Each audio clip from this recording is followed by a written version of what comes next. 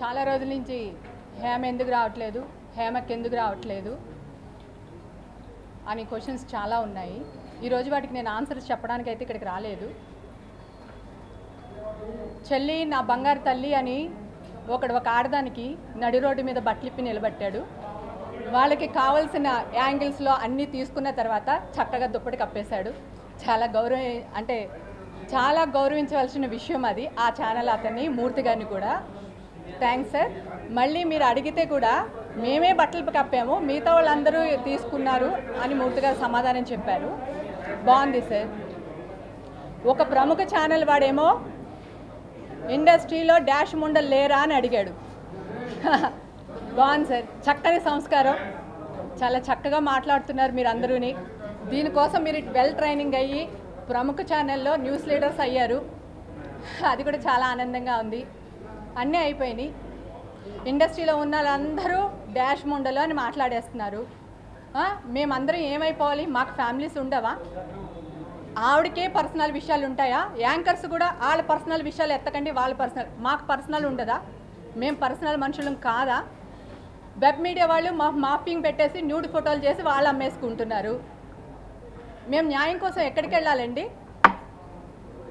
అంటే మేము ఆర్టిస్టులు అయిన పుణ్యానికి పాపానికి మా తల్లిదండ్రులు డాష్ అయిపోవాలా? మా హీరోల తల్లిదండ్రులు డాష్లు అయిపోవాలా? నిజంగా మీ అందరి వల్ల మాలో ఒక ఐక్యమత్యత పెరుగుతుందండి. నాకు చాలా బాగా నచ్చింది. మీ పుణ్యమాని అట్లీస్ట్ మాలో ఐక్యమత్యత పెరుగుతుంది రోజు రోజుకి. మిగతా హీరోల వాళ్ళ పేరెంట్స్ని కూడా తిట్టించేయండి, ఇంకో నలుగురిని తీసుకొచ్చి ఇలాంటి క్యారెక్టర్ని తిట్టించేసేయండి. అప్పుడైనా మా వాళ్ళకి బుద్ధి వచ్చి ఒక ఐక్యమత్యతగా ఉండి ఒక డిసిషన్ తీసుకుంటారు. ఈరోజు ఒక ప్రొడ్యూసర్ని కానీ ఒక డైరెక్టర్ని కానీ అంటే మీరు ఒకటి చెప్పండి నాకు ప్లీజ్, మీరే మిత్రులారా, ప్రెస్ వాళ్ళారా, మీరు అందరికీ మిమ్మల్ని ఒక రిక్వెస్ట్ చేసి అడుగుతున్నాను. ఈ ఫీల్డ్లో ఆడదానికి సెక్యూరిటీ ఉంది, మీరు వెళ్ళి అక్కడ జాబ్ ట్రై చేయండి అని ప్రతి ఛానల్ వాళ్ళు ప్లీజ్ మాకు యాడ్స్ ఇవ్వండి. మేము వెళ్ళి అక్కడ జాబ్లు ఎత్తుకుంటాం. నడి రోడ్లో బస్ స్టాండ్ దగ్గర ఉంటే 1000 ఇస్తాం 2000 ఇస్తామని నడి రోడ్లో మగాడు అలాగే అడుగుతున్నాడు. ఇండస్ట్రీలో ఇక్కడ అలాగే జరుగుతుంది అంటున్నారు.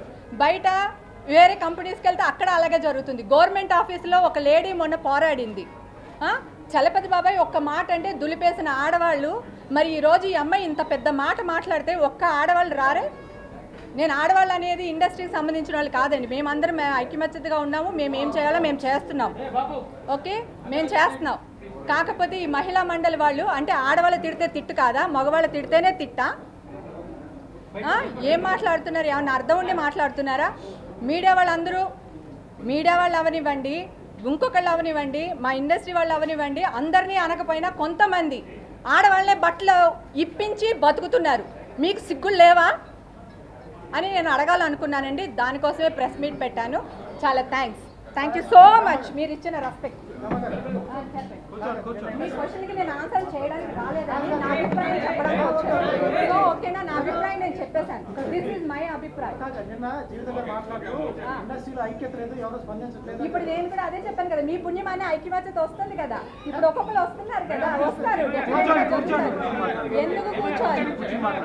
కూర్చున్నా నేను మీకు మీ క్వశ్చన్కి నేను ఆన్సర్ చెప్పడానికి రాలేదు. నేను చెప్పండి మరి ఇదే చెప్పండి ఒక్కొక్కరు చెప్పండి.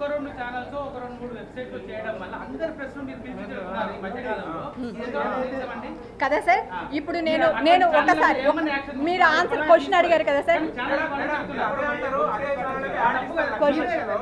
కాదు సార్, మీరు క్వశ్చన్ అడిగారు, నేను ఆన్సర్ చెప్పొచ్చా? మీరు క్వశ్చన్ అడిగారు. ఒక్క నిమిషం ఆగండి. మీరు సరే ఆగండి. మీరు అడిగారు కదా, ఇప్పుడు ఇది జరిగినప్పుడు మీ అన్ని ఛానల్లోని ఎందుకు పబ్లిసిటీ చేయట్లేదు? ఇలా కాదు ఇండస్ట్రీ అని మీరు ఎందుకు మాట్లాడట్లేదు? మీరు ఆ ప్రెస్ వాళ్ళని ఎందుకు మీరు నిలదీయట్లేదు? అదే నేను ఎక్కడైనా దొరికాను అనుకో మీ అన్ని ఛానల్లో పబ్లిసిటీ చేస్తారు కదా. అలాగే వీళ్ళు తప్పు చేసినప్పుడు ఆ ఛానల్ తప్పు చేస్తాడని మీరందరూ ఎందుకు వేయట్లేదు? ఆన్సర్ వేయలేదు. మీరు ప్రెస్ మీట్ కాదండి, నేను ప్రెస్ మీట్ పెట్టి ఒక చోట దొరికిపోయినా ఆగండి ఒక్క నిమిషం సార్. మీరు అలా కాదు సార్. నేను దొరికిపోయాను, నేను వచ్చి మీ ఛానల్కి ఇంటర్వ్యూ ఇచ్చానా? కాదు కదా. మీరు వేసేస్తారు కదా, ఫలానా హేమ అక్కడ దొరికింది అక్కడ దొరికింది అని అందరూ వేస్తారుగా. అలాగే ఒక మీడియా వాడు తప్పు చేసినప్పుడు వాడు తప్పు చేస్తాడని మీరు ఎందుకు వేయట్లేదు? ఎందుకు వేయాలా? ఎందుకు వేయాలంటే మీకు నేను సమాధానం ఎందుకు చెప్పాలి?